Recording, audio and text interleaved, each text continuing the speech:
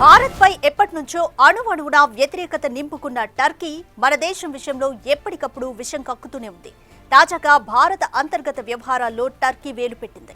ఇప్పటికే భారత్తో యుద్ధం సందర్భంగా పాకిస్తాన్కు సాయం చేసిన టర్కీ మన దేశంలోని మావోయిస్టులకు సాయం చేస్తోందని బయటపడింది.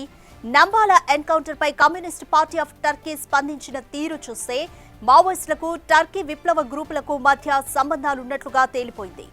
నంబాల ఎన్కౌంటర్ ను ఖండిస్తూ టీకేపీ ఎంఎల్ వీడియోను విడుదల చేసింది. నంబాల కేశవరావు గతంలో టర్కీలోనూ పర్యటించారు. అప్పటి నుంచి మావోయిస్టులకు టర్కీ విప్లవ గ్రూపులు అన్ని రకాలుగా సహాయం అందిస్తున్నాయి. ఇప్పటికే పాకిస్తాన్కు ఆయుధాలు సరఫరా చేస్తున్న టర్కీ నుంచి మావోయిస్టులకు మద్దతు లభించడంపై ఆందోళన వ్యక్తమవుతోంది. Between the imperialist bloc led by the US and China continues. On the other side, the regional competition between Indian expansionism and Chinese imperialism. The hegemony struggle they have entered into in South Asia and Indochina are gradually evolving the regional tension towards a war. In order to maintain its aggressive line in foreign policy, the reactionary Indian states has launched an all-out attack wave under various names, primarily against the Maoist forces waging a people's war, but also against all progressive revolutionary forces. Today, the reactionary Indian state and its fascist speakers are sending a message to the Indian people by shouting victorious cries upon the immortalization of Comrade Basavaraj and 27 Maoist people's heroes. However, there is something they ignore. From the Naxalbari uprising to the present day, the workers, peasants, and laborers of India have built an indestructible bridge of freedom extending from the shoulders of tens of thousands of people's heroes under the leadership of CPI Maoists. This bridge is an indestructible fortress that has been mortared with the blood of martyrs. The current name of this fortress is CPI Maoist. Therefore, just as the great communist leader Comrade Shahrukh Mazumdar said, now is not the time to be sad, comrades, but to rise up like fire. We believe that this twist that history has brought before us today will only be an occasion to leap even further on the illuminated path of Marxism, Leninism, Maoism, in the flowing struggle of the masses like a flood. The absolute victory of the People's War will shine like a star in the skies of South Asia. Long live the Communist Party of India Maoist. Long live the People's Liberation Guerrilla Army. Long live Marxism, Leninism, Maoism. Martyrs of the revolution are immortals. Take up MLA, Tico command. Long live the Communist Party of India Maoist. Long live the People's Liberation Guerrilla Army. Long live Marxism, Leninism, Maoism. Martyrs of the revolution are immortals. Take up MLA, Tico command. దీనిపై more details మా input editor Pawan Kumar అందిస్తారు. పవన్ కుమార్, ఇది ఒక shocking news అనే చెప్పాలి. TKP ML ఒక వీడియోను కూడా రిలీజ్ చేసింది. మావోయిస్టులకు, ఇండియాలోని మావోయిస్టులకు మద్దతుగా నంబాల కేశవరావు గతంలో టర్కీలోనూ పర్యటించారు. అయితే ఇప్పుడు కేంద్ర ప్రభుత్వం ఆపరేషన్ ఖగార్తో అంటూ కూడా నక్సలిజాన్ని అణచివేయడానికి చర్యలు తీసుకుంది. ఇప్పుడు ఈ టర్కీ వీడియో బయటపడడంతో కేంద్రం ఎలాంటి చర్యలు తీసుకుంటుందనుకోవచ్చు? భారతదేశాన్ని ఏర్పాటు చేస్తామంటూ ఇప్పటికే కేంద్ర ప్రభుత్వం ప్రకటించింది. ఆ దిశగా చర్యలు కూడా తీసుకుంటుంది. దానిలో భాగంగానే ఇటీవల అటు మావోయిస్టు పార్టీకి కోలుకొని దెబ్బగా చెప్పాలి. మావోయిస్టు పార్టీ కేంద్ర కమిటీ సభ్యుడు, ఆ పార్టీ ప్రధాన కార్యదర్శి నంబాల కేశవరావు ఆయన ఎన్కౌంటర్లో మృతి చెందారు. దానికి సంబంధించి ఒక వీడియో టర్కీకి సంబంధించిన పీపుల్స్ ఆర్మీ అనే ఒక గెరిల్లా సంస్థ, అక్కడ విప్లవ సంస్థ ఒక వీడియో విడుదల చేసింది. అందులో నంబాల కేశవరావు మావోయిస్టు పార్టీకి ఆయన చేసిన పనికి ఆయన పొగుడుతూ ఆ వీడియో విడుదల చేశారు. ఇంతవరకు బాగానే ఉంది. ఆయన వాస్తవానికి చివరి వరకు పీడిత వర్గాల కోసమే పనిచేశారు. మావోయిజాన్ని ఒక ఐడియాలజీ కాక ఆయన జీవన విధానంగా మార్చుకున్నారు. ఇలాంటివన్నీ కూడా మాట్లాడారు. భారతదేశంలో ఫాసిస్టు విధానాలను అమలు చేస్తున్నారు.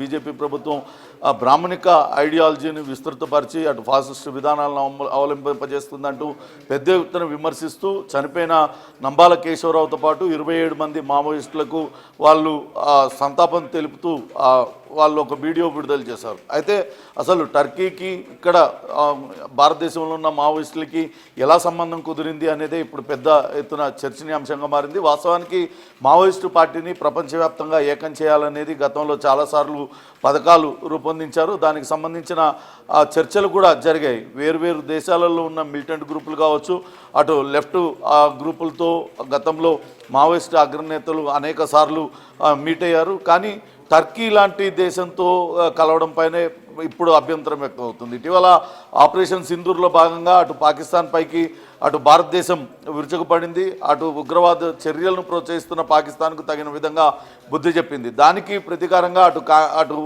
పాకిస్తాన్ భారతదేశం పైన దొంగదాడికి ప్రయత్నించింది. ఆ డ్రోన్లతో దొంగదాడికి ప్రయత్నించింది. వాటినన్నింటినీ సమర్థవంతంగా భారత్ తిప్పికొట్టింది. కానీ ఆ వాడిన డ్రోన్లన్నీ కూడా టర్కీ దేశానికి చెందినవిగా గుర్తించారు. ఇదే విషయాన్ని అప్పట్లో సోఫియా ఖురేషి కూడా వెల్లడించారు.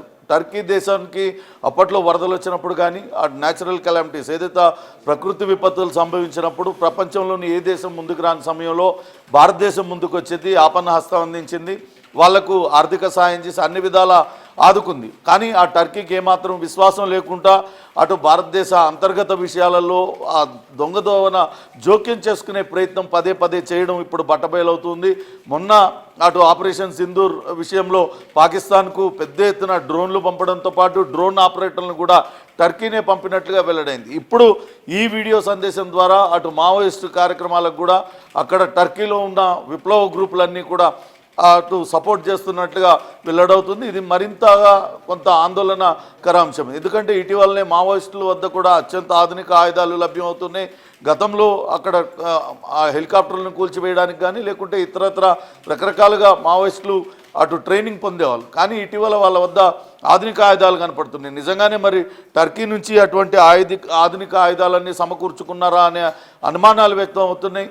అయితే ప్రస్తుతానికి మనం కనుక చూసినట్లయితే టర్కీలో కొన్ని వేర్పాటువాద పార్టీలు ఉన్నాయి. అవి రకరకాలుగా ఆ దేశంలో అంతర్యుద్ధానికి కారణం కావచ్చు. ఆ దేశంలో కొంత అనిశ్చితి కూడా చోటు చేసుకుంది. ఎప్పటికప్పుడు అక్కడ ప్రభుత్వాలతో కొట్లాడుతూ ఉన్నాయి. కుర్దిష్ పార్టీ కావచ్చు, అక్కడ ఉన్న కుర్దిష్ ప్రజల కోసం అది వేర్పాటు వాదంతో అక్కడ పార్టీలు నడుస్తున్నాయి. అట్లనే లెఫ్ట్ పార్టీ ఒకటి ఉంది, నేషనలిస్ట్ మూవ్మెంట్ పార్టీ, ఇది జాతీయవాద పార్టీ. అక్కడ కొంచెం అధికార పార్టీకి కొంత అనుకూలంగా ఉంటుంది. కానీ కుర్దిష్ లెఫ్ట్ పార్టీ అట్లనే గోర్మ్ బ్యాండ్, ఈ మూడు కూడా కొంత విప్లవ భావాలు ఉన్న పార్టీలు. వీటిల్లో ఏ పార్టీ భారతదేశ మావోయిస్టులకు అనుకూలంగా వ్యవహరిస్తుంది, అక్కడ ఉన్న విప్లవ గ్రూపులు ఇంకా ఇక్కడ ఉన్న మావోయిస్టులతో అటు సన్నిహితంగా మెలుగుతున్నాయి, వెనుక నుండి వాళ్ళకి సపోర్ట్ చేస్తున్నాయి అనేది కూడా వెలుగు చూడాల్సిన అంశం. ఇప్పటికే నంబాల కేశవరావు మృతి తర్వాత అక్కడ దొరికిన ఆయుధాలన్నింటినీ కూడా స్వాధీనం చేసుకున్నారు. ఇంకా రకరకాలుగా మావోయిస్టులను అంచవేతకు రకరకాల ప్రయత్నాలు కొనసాగుతున్నాయి. ఇప్పుడు ఈ వీడియోతోని మరింత అప్రమత్తమైన భారత ప్రభుత్వం నిజంగానే టర్కీ నుంచి ఎటువంటి సహకారాలు అందుతున్నాయి, కేవలంగా ఐడియాలజీని అటు భావజాలం వ్యాప్తి లేకుంటే అటు భావజాలం కోసం పోరాడుతున్న వాళ్లకు సంఘీభావం తెలిపారా, లేకుంటే ఇంకేదైనా మద్దతు, అది ఆర్థికపరమైన మద్దత, ఆయుధాలు పంపడంలో మద్దత, వీటిలన్నిటిపైన కూడా విచారణ జరిపే దిశగా కేంద్ర ప్రభుత్వం ఆలోచిస్తున్నట్టుగా సమాచారం. రాధిక. పవన్, అయితే టర్కీ నుంచి మావోయిస్టుల మరణానికి సంబంధించి వీడియో రిలీజ్ అవ్వడం ఇదే మొదటిసారా? గతంలో ఏమైనా జరిగిందా? అలాగే వేరే దేశాల్లో కూడా విప్లవకారులతో మన దేశాలకు ఎటువంటి సంబంధాలు ఉన్నాయన్న అనుమానాలు ఉన్నాయి. మావోయిస్టు అగ్రనేత నంబాల కేశవరావు మృతి పైన అనేక మంది రకరకాలుగా స్పందించారు. కానీ ప్రపంచ దేశాల్లోని ఏ విప్లవ గ్రూప్ కూడా ఇంతవరకు బహిరంగంగా మద్దతు ప్రకటించలేదు. వాస్తవానికి గతంలోనే అటు మావోయిస్ట్ పార్టీ ఆఫ్ ఇండియా అంటూ అన్ని విప్లవ పార్టీలు ఏకంగా అయ్యి మావోయిస్ట్ పార్టీగా ఏర్పడినప్పుడే వేర్వేరు దేశాల్లో ఉన్న విప్లవ పార్టీలన్నిటితో కలిసి ప్రపంచవ్యాప్తంగా కలిపి ఒకటే గొడుగు కిందికి రావాలనేది అప్పట్లో మావోయిస్టు పార్టీ ఆలోచన చేసింది. అక్కడ నేపాల్, చైనా, ఇతర దేశాలలో ఉన్న అటు విప్లవ పార్టీలతో కూడా సంప్రదింపులు జరిపింది. కానీ అది ఎక్కడ కూడా కార్యరూపం దాల్చలేదు. కానీ టర్కీ లాంటి ఒక దేశంతో ఎప్పుడూ వీళ్ళకి సంబంధం కలిసింది. ఎందుకంటే Nambala Keshava Rao Peru, China, Turkey లాంటి దేశాలన్నీ కూడా ఆయన తిరిగారు అని చెప్తున్నారు. అలా తిరిగిన క్రమంలోనే అక్కడ ఉన్న గ్రూపులతో ఆయన కలిసి ఉండవచ్చు. ఇక్కడ మావోయిస్టు పార్టీ పెరగడానికి లేకుంటే మావోయిస్టు భావజాలం వ్యాప్తి కోసం కృషి చేయాలంటూ కోరిన సందర్భం ఉండి ఉండొచ్చు. అందుకే అక్కడ పార్టీలు రెస్పాండ్ రెస్పాండ్ అయినట్టుగా భావించాల్సి వస్తుంది. వాస్తవానికి 4.5 నిమిషాల వీడియోని విడుదల చేశారు. అది కూడా ఒక గుర్తు తెలియని ప్రదేశం నుంచి వాళ్ళందరూ కూడా ముఖాలు కప్పుకొని అక్కడ ఉన్న విప్లవ గ్రూపులు కావచ్చు, కానీ వాళ్ళు చాలా క్లియర్గా భారతదేశంలో ఉన్న పరిస్థితులు, మావోయిస్టు పార్టీ ఎదుర్కొంటున్న గడ్డు పరిస్థితులు, ఇక్కడ ఉన్న పరిస్థితులన్నింటినీ ఉటంకిస్తూ ఆ వీడియో రిలీజ్ చేశారంటే చాలా క్లోజ్గా మావోయిస్టు పార్టీని లేకుంటే దేశంలో జరుగుతున్న పరిణామాలన్నింటినీ కూడా గమనిస్తున్నట్లుగా అనిపిస్తూ ఉంది ఆ వీడియోలో ఆ మాట్లాడిన మాటల్ని బట్టి. ఎందుకంటే ఇక్కడున్న మోడీ పరిపాలన పైన వాళ్ళు విమర్శలు చేశారు. అట్లనే నంబాల కేశవరావు జీవన విధానం పైన ఆయన కేవలం మావోయిస్టు పార్టీని ఒక ఐడియాలజీ కాకుండా జీవన విధానంగా మార్చుకున్నారంటూ ఆయన గురించి మాట్లాడారు. చివరి వరకు పీడితుల పక్షానే పోరాడారంటూ ఆయన పొగిడారు. ఇవన్నీ చూస్తుంటే చాలా దగ్గర అనుబంధం కలిగి ఉన్నట్లుగా అనిపిస్తూ ఉంది. దీనిపైన సమగ్రమైన విచారణ జరగాలంటూ కోరుతున్న పరిస్థితి కూడా ఉంది. మొత్తం మీద అటు ఈ దిశగా విచారణ కూడా కేంద్ర నిఘా వర్గాలు ప్రారంభించాయి.